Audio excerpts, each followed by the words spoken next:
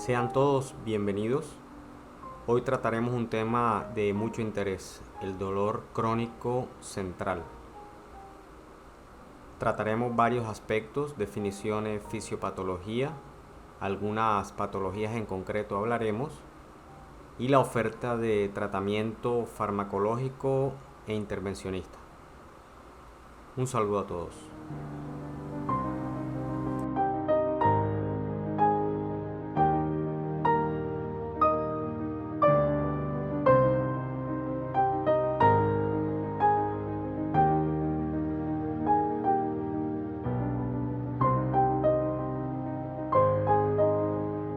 Hola, bienvenidos a todos.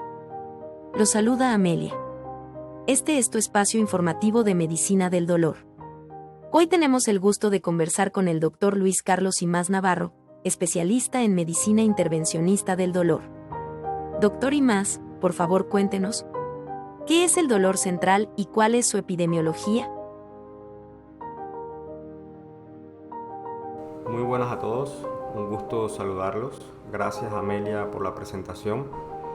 Para responder tu pregunta, el dolor central es aquel dolor que sobreviene debido a una lesión del sistema nervioso central. Recopilando un poquito las cifras, a nivel mundial el dolor crónico ya hemos hablado que oscila entre un 20 a un 30%, del cual el dolor neuropático a nivel mundial es un 2%. Sabemos que es una entidad de muy difícil manejo, que muchos de los pacientes no mejoran con el tratamiento, cerca de un 30% de los pacientes, y que en Colombia, por ejemplo, hay mucho dolor a nivel poblacional, cerca de un 81% de la población ha experimentado algún tipo de dolor, o sea que tenemos una cifra bastante alta. Mucho de ese dolor neuropático es periférico, más del 70% de los pacientes, y definitivamente muy costoso. Cuesta muchos millones de dólares por año, tanto costos directos como indirectos, y debido a también a la gran cantidad de fármacos e intervenciones que hay que ofrecerle a los pacientes.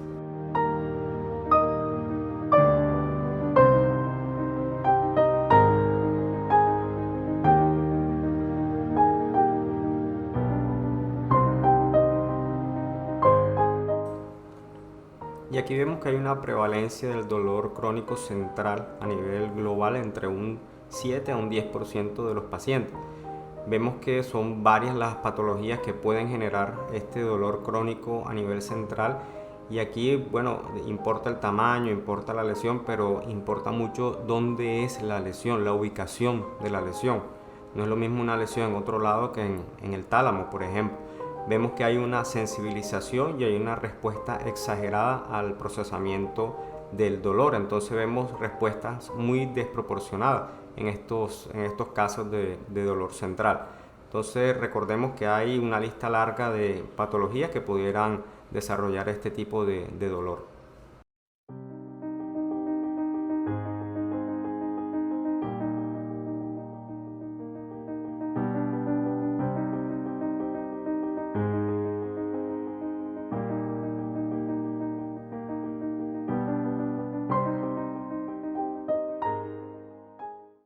Muy interesantes los conceptos anteriores. Dr. Imaz, por favor, háblenos acerca de la fisiopatología del dolor central. Bueno, y a nivel de la fisiopatología del dolor central, la verdad que es muy complejo. Hay muchos eventos que se producen en forma simultánea y sinérgica que modulan esta expresión del dolor y la incrementan. Tenemos, por ejemplo, el aumento de liberación del glutamato, interleuquinas, una hiperactivación de la glía del sistema inmunológico. Tenemos una sobreexpresión de los canales de sodio.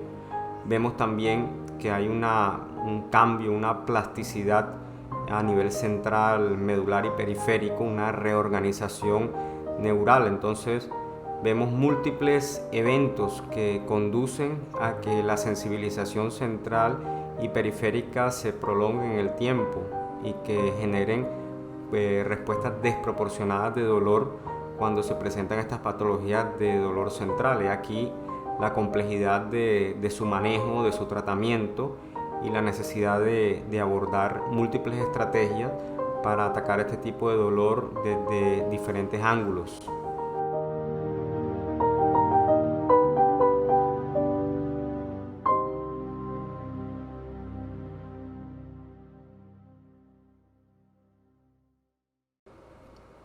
Bueno, y definitivamente hay una cantidad de eventos que producen este dolor neuropático.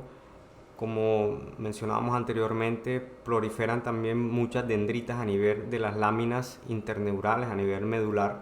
Está la famosa transmisión esfáptica eferente, en el cual pues la transmisión ya no se da solamente a nivel de la hendidura sináptica, sino pues a nivel de fibra a fibra, que hace como que más descontrolado el tema de la transmisión del dolor. Cambios también en los receptores opioides de los noradrenérgicos, los serotoninérgicos. También hay bajos umbrales de las fibras A y C responsables de la alodinia y de la hiperalgesia.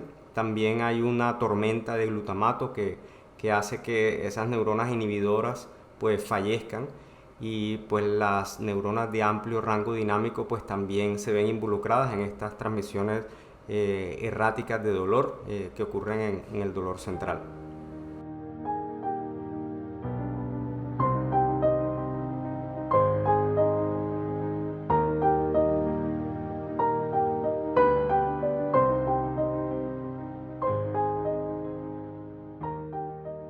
Quiero confesarle que encuentro fascinante este tema. Doctor, y más, ¿cómo se clasifica el dolor central?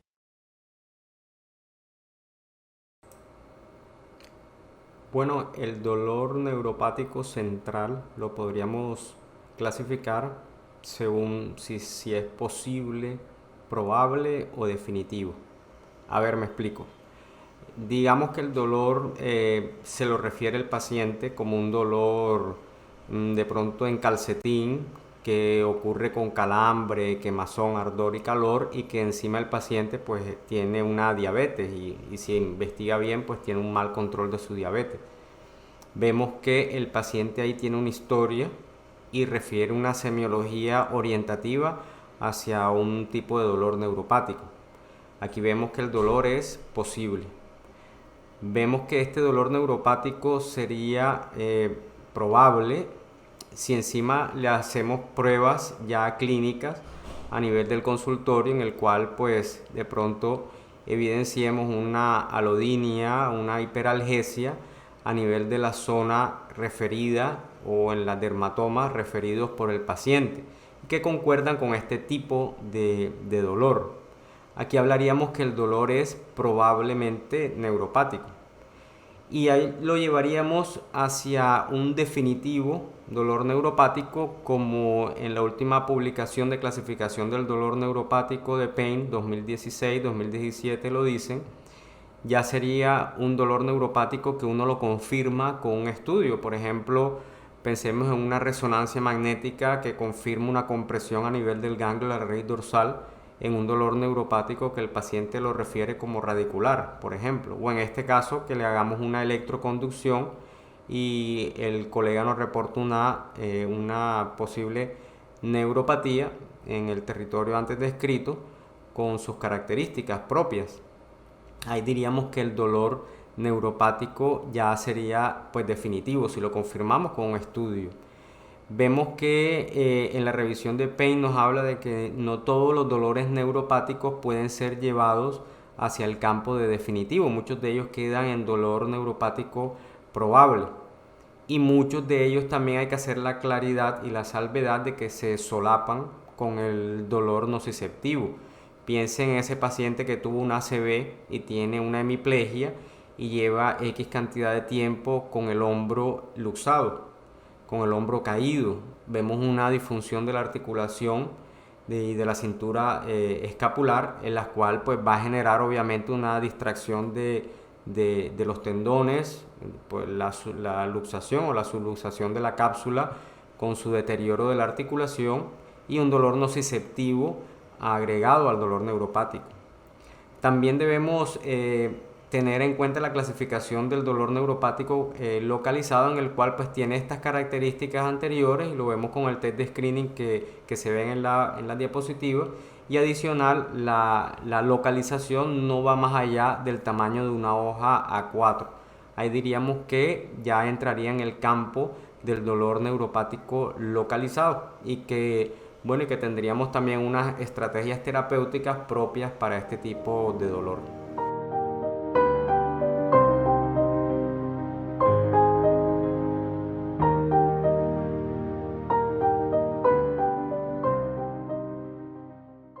Atentos a lo que sigue. Doctor y más, ¿es posible detectar el dolor neuropático? Sí, existen diversos tests que pudiéramos aplicar a los pacientes para hacer una detección temprana del dolor neuropático.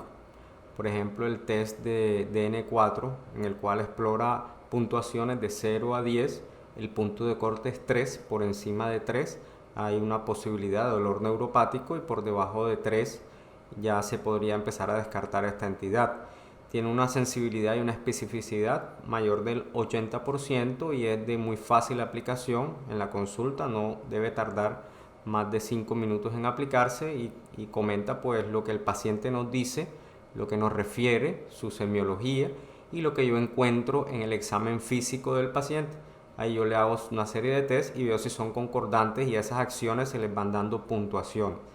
También están los diferentes otros tests, como por ejemplo el Pain Detect, el de Lance, etcétera. Ya son más complejos, ya también miden otras dimensiones y ya son un poco más difíciles de aplicar en el día a día en la consulta, pero podríamos sistematizarlo en los centros especializados en dolor, hacer incluso autorrellenos por parte del paciente y agilizar así la información y que sea el paciente quien se apodere también de generar una información veraz y oportuna.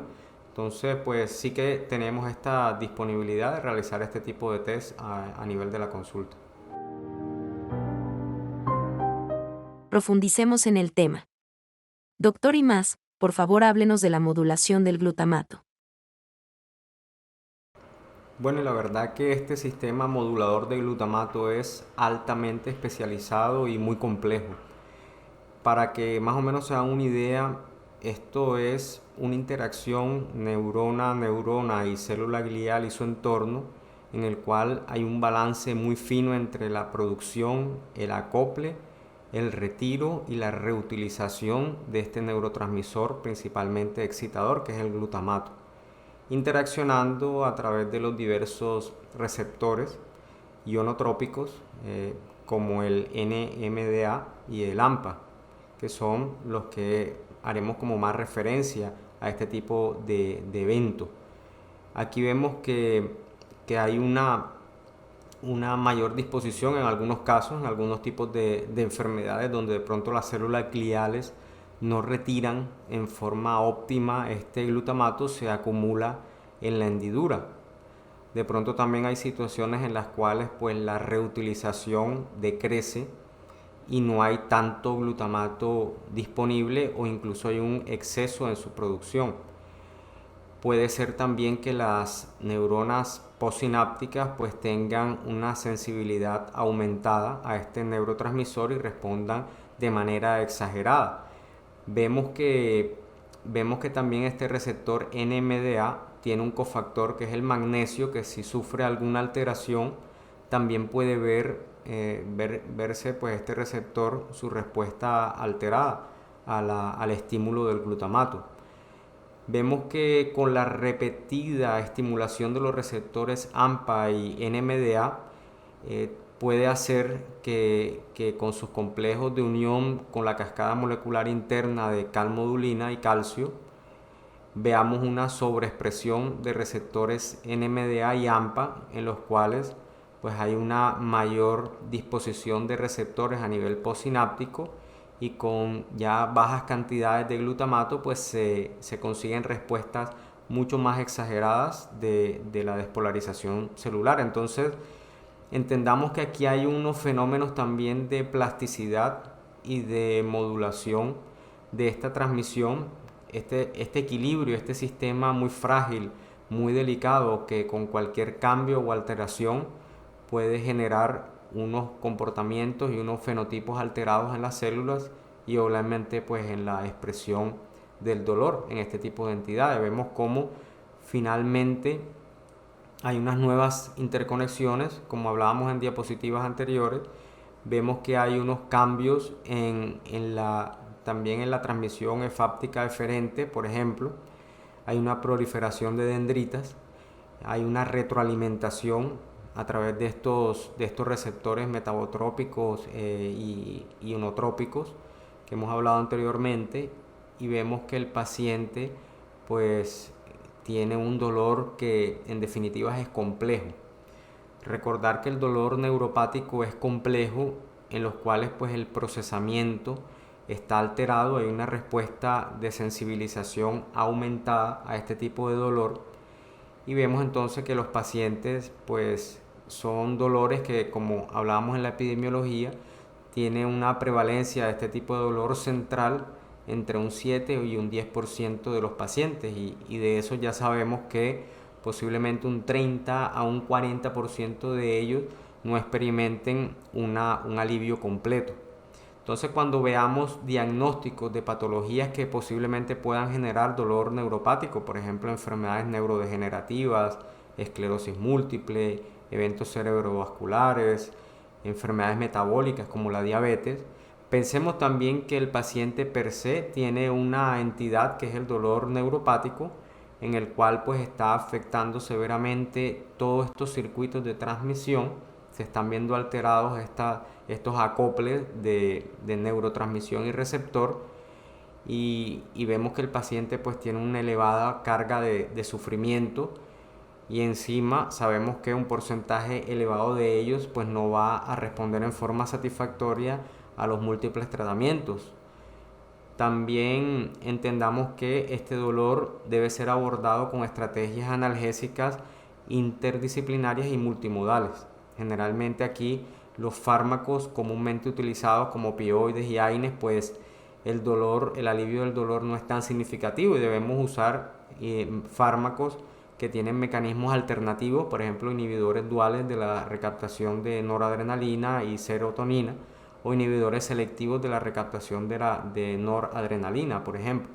O sea, que nos obliga a pensar en este manejo y en este diagnóstico como un dolor complejo.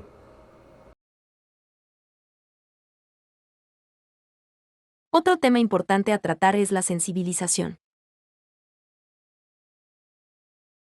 Doctor Imaz, por favor, denos su opinión al respecto.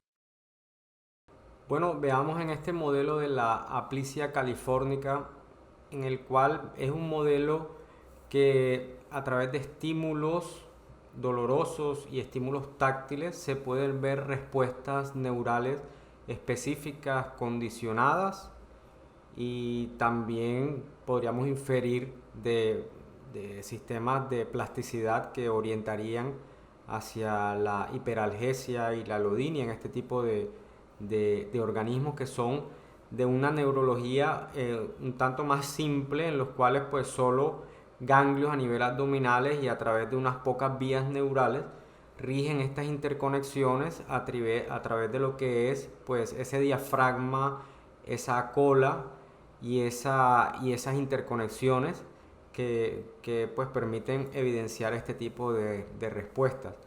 Aquí hay que ver con mucha atención en el video cómo estimulación sobre algunas vías puede producir fenómenos de habituación, fenómenos de incluso cambios en el umbral de respuesta con el estímulo, sea táctil o sea doloroso.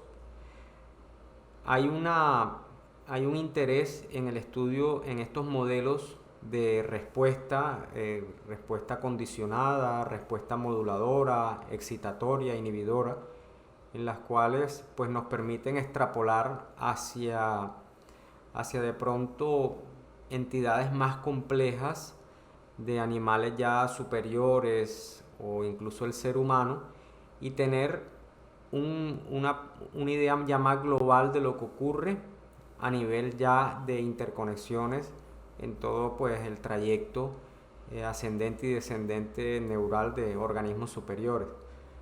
La idea es que vean con atención aquí cómo cambian los umbrales de respuesta, cómo se condicionan, cómo en algunas ocasiones se puede agotar el neurotransmisor, en otras ocasiones con la estimulación repetitiva con poco neurotransmisor puede acarrear un estímulo sensitivo bastante intenso.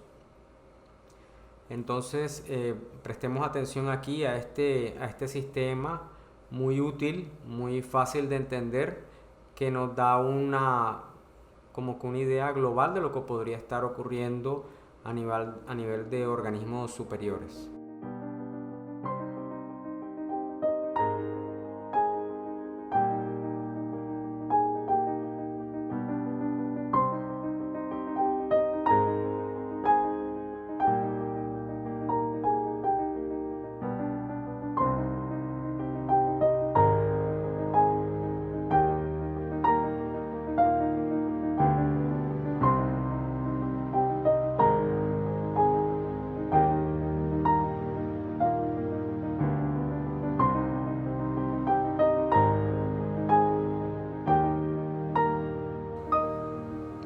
Aquí vemos el papel central, facilitador y propagador de los estímulos a través de la liberación del glutamato con sus neuronas motoras e interneuronas.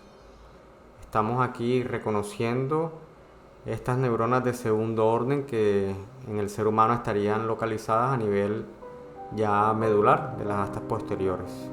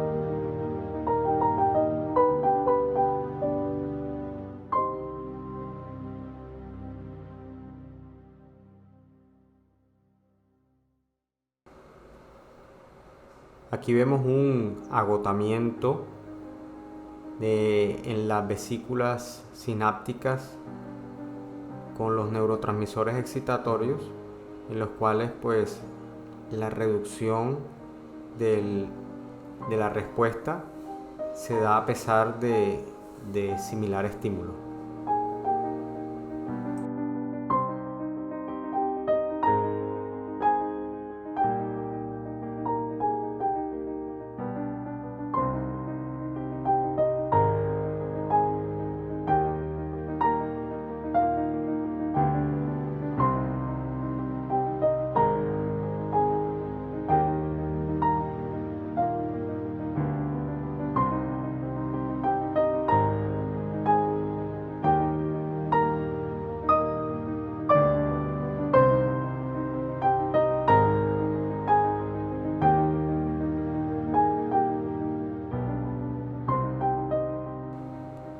Acá podemos observar esta interacción receptor-neurotransmisores, en los cuales generan cascadas internas intracitoplasmáticas a nivel axónico, en las dendritas, en la hendidura sináptica, y hay retroalimentación positiva a nivel de receptores y a nivel de liberación de más neurotransmisores.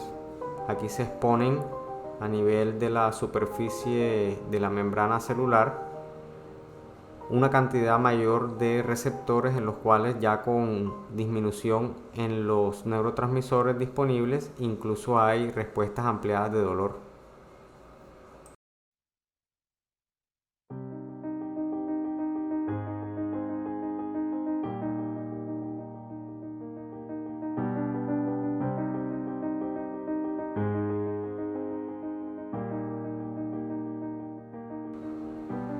Acá es muy importante notar este impacto que tiene esta cascada de eventos sobre la transcripción genómica.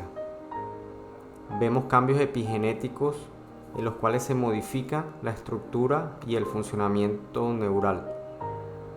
O sea que estamos frente a cambios muy significativos que impactan en la propia estructura nuclear, en su expresión genómica y proteómica y en el condicionamiento celular.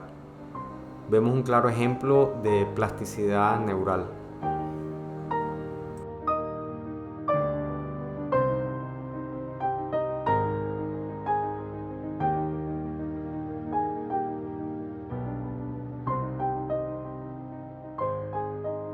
Muy interesantes los conceptos anteriores.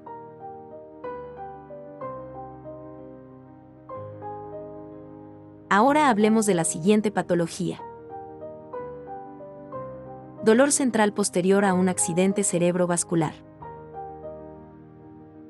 Doctor Imaz, explícanos por favor de qué se trata.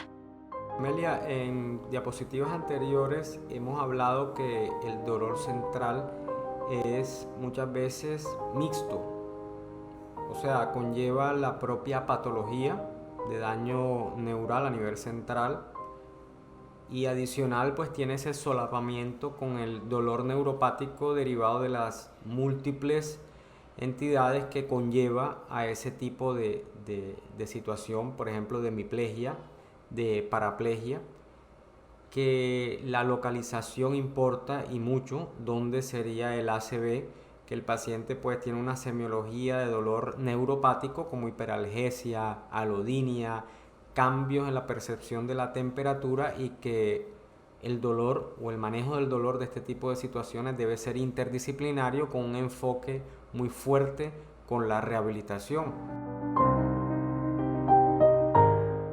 Muy interesantes los conceptos anteriores. Ahora hablemos de la siguiente patología. Esclerosis múltiple. Doctor Imaz, explícanos por favor de qué se trata. Amelia, la esclerosis múltiple es una enfermedad que nos da el ejemplo de lo que es el sistema inmune. Una alteración en su funcionamiento deteriora algo tan vital y fundamental para la transmisión neural como es la mielina. Hay un deterioro progresivo. Oscila una prevalencia de dolor central en estas entidades cerca del 30%. No pasarnos por alto personas jóvenes con dolores trigeminales, sospechar esta entidad con semiología de dolor neuropático, también con algunas otras signos como caídas frecuentes, incluso estreñimiento, falta de fuerza, inestabilidad para la marcha, ¿no? Debemos orientar bien el enfoque diagnóstico y pues prevenirlo y tratarlo en forma adecuada, disminuyendo la hiperactividad de la enfermedad y pues sus variantes remitente, recurrente y progresiva y crónica. Ahora hablemos de la siguiente patología. Síndrome talámico. Doctor Imaz, explícanos por favor de qué se trata. En este tipo de lesiones talámicas, algunas de origen vascular, se ocasiona dolor entre un 30 y un 40% de los pacientes. Hay unas alteraciones semiológicas muy importantes como la pérdida sensorial contralateral, la hemiparesia contralateral, los movimientos coroatetóxicos y esa famosa mano talámica, esa mano en garra que ya ustedes ven, esa simple posición ya va a generar cambios biomecánicos muy importantes que conllevarían a una aparición de un dolor posiblemente mixto. Entonces tenemos que es una entidad también compleja que se afecta a un órgano muy importante sensorial y de relevo.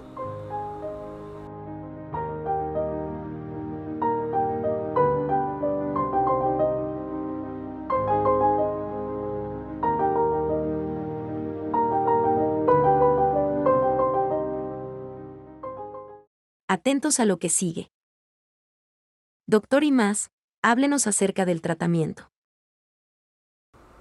Y para referirnos al tratamiento, vemos que las revisiones hablan que hay que dividirlo en líneas de manejo de primera línea, segunda, tercera línea, en los cuales a resaltar sería que los opioides pertenecen casi que a la tercera línea de manejo, no son fármacos de primera línea para tratar este tipo de dolor por las connotaciones fisiopatológicas que hemos visto del dolor neuropático y los mecanismos de acción propios de los opioides, salvo algunos opioides atípicos que impactan sobre la inhibición de recaptación dual de serotonina y noradrenalina o sobre la inhibición selectiva de la recaptación de noradrenalina.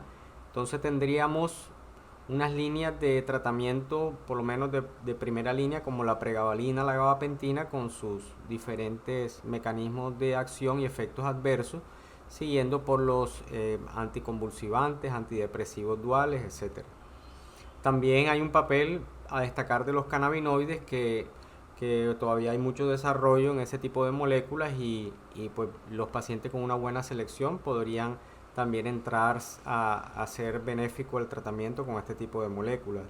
Saber que son medicamentos que se pueden administrar desde la medicina primaria y que hay que tener presentes sus efectos adversos, sus contraindicaciones, sus interacciones farmacológicas sobre todo. Es muy importante recalcar el hecho de la somnolencia, el riesgo de caída, mucho cuidado con la maquinaria pesada y su conducción, con actividades que requieran alerta, actividades laborales que requieran alerta o actividades del día a día que puedan poner en peligro al paciente. Eso, mucho cuidado, debemos dejarlo consignado en la historia clínica y obviamente pues hacerle un reconocimiento de esa posibilidad al paciente, ser muy sincero y honesto con los pacientes. Entonces vemos que hay varias alternativas de manejo y, y pues ya nos quedaría por encima de esto pues lo que es el intervencionismo en dolor, que ya lo hablaremos a continuación. Doctor y más. Cuando enviamos a los pacientes a la especialidad en medicina del dolor, ¿qué debemos tener en cuenta?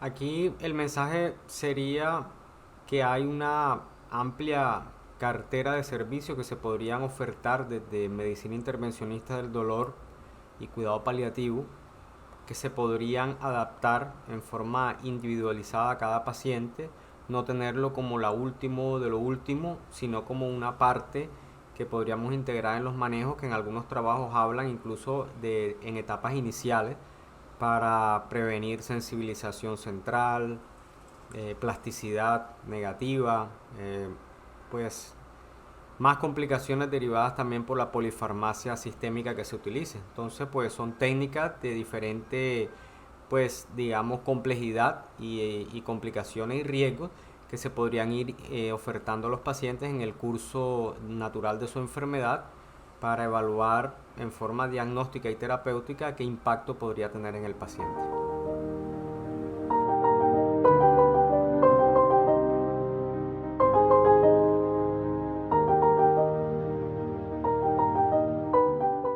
Doctor y más.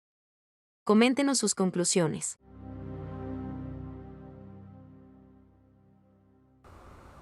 Y para concluir, tenemos que decir que la historia clínica es la herramienta principal de detección temprana del dolor neuropático, una herramienta poderosa de la que disponemos los sanitarios para enfocar manejos oportunos. Estos deben ser para estas complejas patologías equipos interdisciplinarios con ofertas de tratamiento multimodal para tener en mente todas las estrategias diagnósticas y terapéuticas para lograr una rehabilitación temprana del paciente y evitar todas las secuelas y morbilidad que genera el dolor crónico neuropático, el desacondicionamiento, el sedentarismo, la morbilidad, la afectación multiorgánica que podría generar en el paciente e impactar negativamente en su biología y la de su familia.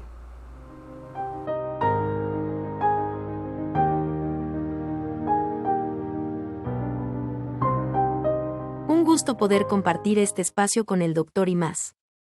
Esperemos más contenidos próximamente. Porque luchamos contra el sufrimiento. Un saludo a todos y felicidades.